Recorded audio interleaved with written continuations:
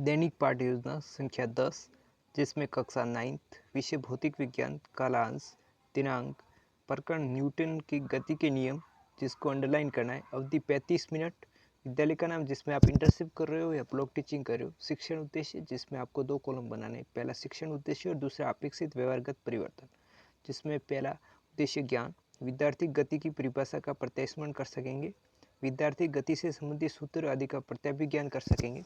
अवबोध जिसमें विद्यार्थी न्यूटन के गति के नियमों की व्याख्या कर सकेंगे, विद्यार्थी न्यूटन के गति के नियमों का उदाहरण दे सकेंगे। अनुप्रयोग जिसमें विद्यार्थी न्यूटन के गति के नियमों का दैनिक जीवन में उपयोग कर सकेंगे, विद्यार्थी न्यूटन की गति के नियमों से संबंधित तथ्यों का नवीन परिस्थितियों में उपयोग कर सकेंगे।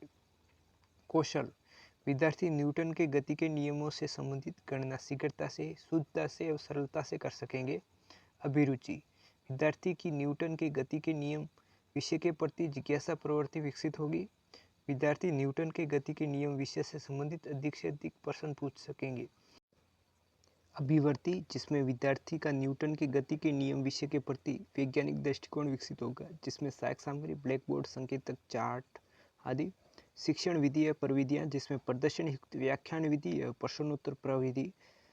इसके बाद पूर्व ज्ञान विद्यार्थी गति एवं गति के प्रकारों से परिचित है। प्रस्तावना जिसमें आपको 3 कॉलम बनाने, पहला क्रम संख्या, दूसरा छात्र अध्यापक क्रियाएं, विद्यार्थी क्रियाएं। जिसमें पहला सवाल, पक्षी कहाँ उड़ते हैं? आकाश में। आकाश में पक्षी किसकी सहायता से उड़ते हैं? पंखों की सहायता से। पंखों की सहायता से पक्षी उड़कर क्या करते हैं? स्थान परिवर्तन। स्थान परिवर्तन को क्या कहते हैं? गति। न्यूटन के तीनों गति के नियमों के बारे में बताइए, समस्यात्मक। जिसके बाद उद्देश्य कथन करेंगे। आज हम न्यूटन की गति के तीनों नियमों का अध्ययन करेंगे। इसके बाद प्रस्तुतिकरण जिसमें आपको 5 कॉलम बनाने हैं।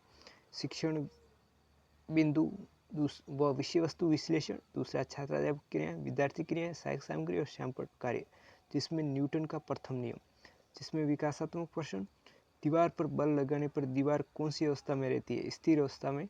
स्थिर वस्तु पर बल लगाने पर वस्तु कौन सी अवस्था में आ जाती है? गतिशील अवस्था में। न्यूटन की गति के प्रथम नियम के बारे में बताइए, निरुत्तर। उसके बाद सर प्रथम नियम के बारे में बताएंगे जो कि छात्र कथन में लिखेंगे। प्रत्येक वस्तु अपनी स्थिर अवस्था या सरल रेखा में एक समान गति की अवस्था में बनी रहती है जब तक कि उन पर कोई बाहरी बल कार्यरत न हो। दूसरे शब्दों में सभी वस्तुएं अपनी गति की अवस्था में परिवर्तन का विरोध करती है। यही कारण है कि गति के पहले नियम को जड़त्व का नियम भी कहते हैं। जिसमें विद्यार्थी क्रिया में विद्यार्थी ध्यानपूर्वक सुनेंगे, महत्वपूर्ण बिंदु अपनी अभ्यास पुस्तिका में नोट करेंगे। सहायक सामग्री में इस प्रकार का चार्ट है। इसके बाद द्वितीय नियम जिसमें विकासात्मक प्रश्न, वेग में परिवर्तन की दर क्या कहलाती है? त्वरण। त्वरण व द्रव्यमान के गुणनफल को किस भौतिक राशि से प्रदर्शित किया जाता है? संवेग। संवेग से संबंधित न्यूटन के द्वितीय नियम के बारे में बताइए, निरुत्तर। उसके बाद किसी वस्तु के संवेग में परिवर्तन की दर उस पर आरोपित बल के समानुपाती होती है जिसकी दिशा बल की दिशा में ही होती है, जो कि न्यूटन का द्वितीय नियम कहलाता है। इसमें जो संवेग में परिवर्तन की दर है वो बल के समानुपाती है। एफ समानुपाती dp/dt, क्योंकि संवेग में परिवर्तन की दर, और p को mv के रूप में भी लिख सकते हैं, इसलिए p की जगह mv लिख दिया है। और द्रव्यमान समान होता है और वेग में परिवर्तन की दर बदल सकती है। इसके बाद ये k जो कि एक नियतांक है और m dv/dt, और जो वेग में परिवर्तन की दर है वो त्वरण के बराबर होती है। इसके कारण यहाँ लिख दिया है kma, और यदि k बराबर 1 हो तो f बराबर m है। इस प्रकार ये बल का फॉर्मूला बन जाता है। जिसके बाद विद्यार्थी क्रिया में विद्यार्थी ध्यानपूर्वक सुनेंगे, महत्वपूर्ण बिंदु अपनी अभ्यास पुस्तिका में नोट करेंगे। ये जो कार्य किया है फॉर्मूला बनाने का, जो कि सैंपल कार्य के रूप में आप एक चार्ट में चिपका कर लिख देंगे। ये नियम का गणितीय रूप है, संवेग में परिवर्तन की दर जो कि बल के समानुपाती होती है। जो अंत में आपको F बराबर ma फॉर्मूला प्राप्त होता है।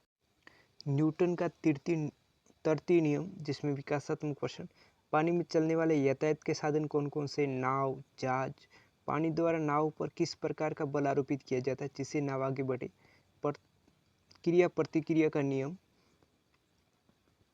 न्यूटन का गति के तीसरे नियम के बारे में बताइए, निरुत्तर। उसके बाद छात्राध्यापक कथन करेंगे जिसमें न्यूटन के गति के तीसरे नियम के अनुसार जब एक वस्तु दूसरी वस्तु पर बल लगाती है तब दूसरी वस्तु द्वारा भी पहली वस्तु पर तात्क्षणिक बल लगाया जाता है। ये दोनों बल परिणाम में समान लेकिन दिशा विपरीत होती है। जिसके बाद विद्यार्थी ध्यानपूर्वक सुनेंगे, महत्वपूर्ण बिंदु अपनी अभ्यास पुस्तिका में नोट करेंगे। इसके बाद ये जैसे एक सहायक सामग्री के रूप में चार्ट का प्रयोग किया गया है, जिस नाविक के आगे की ओर कूदने की स्थिति में नाव पीछे की ओर गति करती है। इसके बाद मूल्यांकन प्रश्न जिसमें किसी m द्रव्यमान की वस्तु जिसका वेग v है का संवेग क्या होगा। इसके बाद दूसरा सवाल, किसी पेड़ की शाखा को तीव्रता से हिलाने पर कुछ पत्तियां झड़ जाती है, क्यों। तीसरा, यदि क्रिया शरीर प्रतिक्रिया के बराबर तो स्पष्ट कीजिए कि घोड़ा गाड़ी को कैसे खींच पाता है। चौथा, किसमें अधिक बल की आवश्यकता होगी। 2 kg द्रव्यमान वाली किसी वस्तु को 5 मीटर सेकेंड -2 की दर से त्वरित करने में या 4 kg द्रव्यमान वाली किसी वस्तु को 2 मीटर सेकेंड -2 की दर से त्वरित करने में। पांचवा, न्यूटन के द्वितीय नियम को समझाइए। गृह कार्य, बस की छत पर रखे सामान को रस्सी से क्यों बांधा जाता है।